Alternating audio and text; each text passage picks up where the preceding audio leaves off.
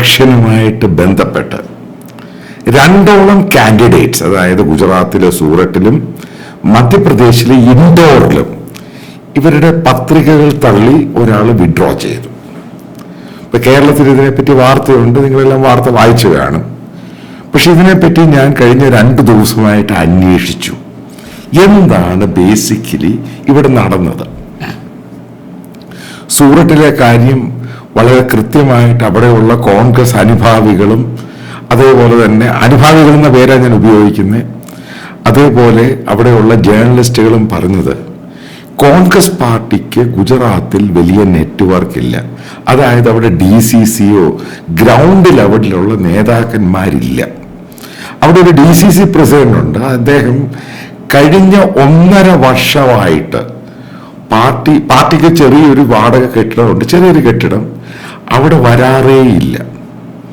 അദ്ദേഹം ഇപ്പോഴാ പാർട്ടിയിലുണ്ടോ എന്ന് പോലും അവിടെയുള്ള കോൺഗ്രസ് പ്രവർത്തകർ അവർക്ക് സംശയമാണ്.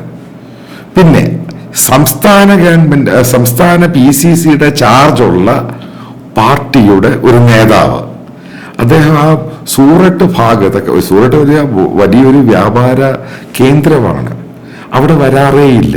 അയാൾ ഇപ്പോഴും ആ പാർട്ടിയിലുണ്ടോ എന്ന് പോലും അവിടെയുള്ള ചില കോൺഗ്രസ് പ്രവർത്തകർക്ക് സംശയമാണ്. അപ്പം അവിടെയുള്ള മീഡിയ, ഗുജറാത്തി മാധ്യമത്തിൽ പ്രവർത്തിക്കുന്ന ചിലരോട് ചോദിച്ചപ്പോൾ പറഞ്ഞു, ഈ അഹമ്മദ് പട്ടേൽ മരിച്ച ശേഷം കോൺഗ്രസ് പാർട്ടിക്ക് ഇതൊക്കെ നോക്കി നടത്തുന്ന ഒരു സംസ്ഥാന നേതാവില്ല.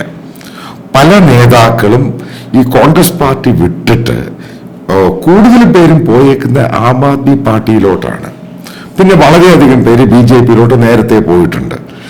അതിൻ്റെ പേരിൽ ഇപ്പം ഈ നേതാവ്, അതായത് സൂററ്റിലെ കോൺഗ്രസിന്റെ നേതാവ്, പത്രിക കൊടുത്തയാള്, ഇയാളെ പറ്റി അന്വേഷിക്കാൻ പോലും അവിടെ ആരുമില്ല. പിന്നെ രണ്ടാമത്തെ ഏറ്റവും പ്രധാനപ്പെട്ട പോയിന്റ് എന്ന് പറയുന്നത്, സൂററ്റ് സീറ്റ് ഈ നേതാവിന് കോൺഗ്രസ് പാർട്ടി കൊടുത്തത് സംസ്ഥാന നേതാക്കളും അതേപോലെ ഹൈക്കമാൻഡിന്റെ പല നേതാക്കളും പണം വാങ്ങിയിട്ടാണ് ഈ നേതാവിന് അവിടെ സീറ്റ് കൊടുത്തിരിക്കുക. അവർ പറഞ്ഞു ഏകദേശം 25-50 ലക്ഷം അല്ലെങ്കിൽ 1 കോടി രൂപ കൊടുത്ത് സീറ്റ് വാങ്ങിക്കാണും.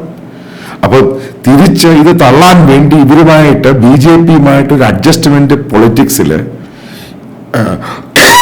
അവർക്ക് എന്ത് ചെലവുണ്ടായി? ഇത് BJPക്ക് ഈസി ആയിട്ട് കൊടുത്ത് വാങ്ങി.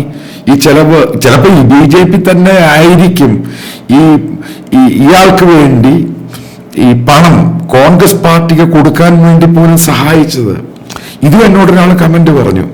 അതായത് ഞാൻ വളരെ കൃത്യമായിട്ട് പറഞ്ഞിട്ടുണ്ട്, കോൺഗ്രസിന്റെ ഇന്ന് ദേശീയ തലത്തിൽ അവരുടെ സ്ഥിതി വളരെ മോശമാണ്. ഗ്രൗണ്ടിൽ നിന്നും പല സംസ്ഥാനങ്ങളിൽ ഈ പാർട്ടി ഔട്ടായിപ്പോയി. ഇനി നമുക്ക് മധ്യപ്രദേശിൽ വരാം, ഇൻഡോറിൽ. അവിടെ ഈ കോൺഗ്രസ് പാർട്ടിയുടെ ലീഡർ ഇൻഡോറിൽ പാർലമെന്റ് ഇലക്ഷന് മത്സരിക്കുവാൻ വേണ്ടി പത്രിക കൊടുക്കുന്നു, ഡമ്മിയായിട്ട് ആൾക്കാരെ കൊടുക്കുന്നു. ഇതൊന്നും തന്നെ കോൺഗ്രസ് പാർട്ടിയുടെ സംസ്ഥാന നേതൃത്വത്തിന് ഈ കാൻഡിഡേറ്റിനെ പറ്റി യാതൊരു ധാരണയില്ല. അവിടെയും ആ കാൻഡിഡേറ്റ് ആകുവാൻ വേണ്ടി പണം PCCക്ക് കൊടുക്കുന്നു, ഹൈക്കമാൻഡിന് കൊടുക്കുന്നു, അയാളെ കാൻഡിഡേറ്റ് ആക്കുന്നു. ഇയാൾ കോൺഗ്രസ്സുകാരനാണോ, കോൺഗ്രസുമായിട്ട് ഇത്ര വർക്ക് ചെയ്തിട്ടുണ്ട്, ഇയാളെ പറ്റിയുള്ള ഗ്രൗണ്ട് ഡ്യൂ ഡിലിജൻസ് പോലും കോൺഗ്രസിനെ പല നേതാക്കൾക്കും അറിയത്തില്ല. പണം വാങ്ങിയിട്ട് സീറ്റ് കൊടുത്തു. ഇതിന്റെ പേരിൽ തന്നെയാണ് പെട്ടെന്ന് തന്നെ പത്രിക പിൻവലിക്കുന്നു, BJP അവിടെ ജയിച്ചതായിട്ട് പ്രഖ്യാപിക്കുന്നു, ഡമ്മികളുടെ ഉൾപ്പെടെ തള്ളിപ്പോകും. ഇതെല്ലാം പ്രീ സ്ക്രിപ്റ്റഡ് പ്ലാൻഡ് ആണ്. അതേപോലെ തന്നെ ഞാൻ അറിയാൻ സാധിച്ചത്,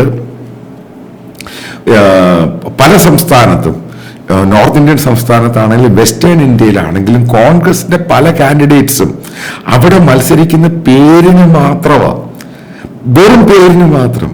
കാരണം ഒന്നാമത് ഇവരൊന്നും പണം മുടക്കുന്നില്ല. രണ്ടാമത് ഏറ്റവും പ്രാധാന്യം, ഇവരൊന്നും അവിടെ ഒരു പ്രചരണത്തിന് പോലും പോകുന്നില്ല. ഇവർ കംപ്ലീറ്റ് ആയിട്ട് സറണ്ടർ ചെയ്ത്, അതായത് വീണ്ടും പറയാം, BJPയുമായിട്ടുള്ള പ്രീസ്ക്രിപ്റ്റിന്റെ ഭാഗമായിട്ടാണ് ഇവരൊക്കെ അവിടെ കാൻഡിഡേറ്റ് ആയത്. ഇവരെ പറ്റി അന്വേഷിക്കാനോ കോൺഗ്രസ് ഹൈക്കമാൻഡിനോ ഒരു നെറ്റ്വർക്ക് ഇല്ല. ആ സ്റ്റേറ്റുകളിൽ നെറ്റ്വർക്ക് ഇല്ല. കാരണം DCC ഇല്ല, PCC വളരെ മോശം. അവിടെ സംസ്ഥാന നേതാക്കളാണെങ്കിൽ ഇവരെന്ന് BJPയിൽ പോകണമെന്നും പറഞ്ഞ് നോക്കിയിരിക്കുന്നവരാണ്. അപ്പൊ ഈ ഒരു സ്ഥിതിയിലാണ് ഇന്ത്യയിലെ പ്രധാനപ്പെട്ട ഒപ്പോസിഷൻ പാർട്ടി കോൺഗ്രസ് പാർട്ടിയുടെ ഇന്നത്തെ സ്ഥിതി. അതായത് അവർ തന്നെ പല ലീഡേഴ്സും അവിടെ മത്സരിക്കുന്ന പല കാൻഡിഡേറ്റും ഓൾറെഡി സറണ്ടേഡ് ആണ് BJPയുടെ മുമ്പിൽ. ഒരു പേരിന് മത്സരിക്കുന്നു. അവിടെയുള്ള കോൺഗ്രസിന്റെ പല നേതാക്കളും, ചില നേതാക്കൾ കാണുമല്ലോ, അവിടെയുള്ള പത്രക്കാരും വളരെ കൃത്യമായിട്ട് പറഞ്ഞു, പലയിടത്തും മത്സരം എന്ന് പറയുന്നത് വളരെ പേരിന് മാത്രമേ ഉള്ളൂ. അത് നേരത്തെ തന്നെ പ്രീസ്ക്രിപ്റ്റായിട്ട് ജയിച്ച ഒരു അജണ്ടയും പ്രൊപ്പഗണ്ടയും വെച്ചുള്ള പരിപാടിയാണ്. എല്ലാവർക്കും പണം കിട്ടി ഇഷ്ടം പോലെ. അവര് ജസ്റ്റ് ഒന്നും പേരിന് മത്സരിക്കുന്നു, അത്രമാത്രം. ചിലരൊരു പോസ്റ്റർ പോലും അടിക്കാത്ത പല നേതാക്കളുമുണ്ട്. ഏറ്റവും വലിയ കഷ്ടമെന്ന് പറയുന്ന മലയാളിയായ KC വേണുഗോപാൽ സംഘടനാ സെക്രട്ടറിയാണ്. ഇതിനെപ്പറ്റി മോണിറ്റർ ചെയ്യാൻ കോൺഗ്രസ് പാർട്ടിക്ക് കഴിയുന്നില്ല. രാഹുൽ ഗാന്ധിയുള്ള നടത്തമെല്ലാം നടന്നിട്ട് അയാൾക്ക് ഇതിനെപ്പറ്റി യാതൊരു ബോധവും ഇല്ല.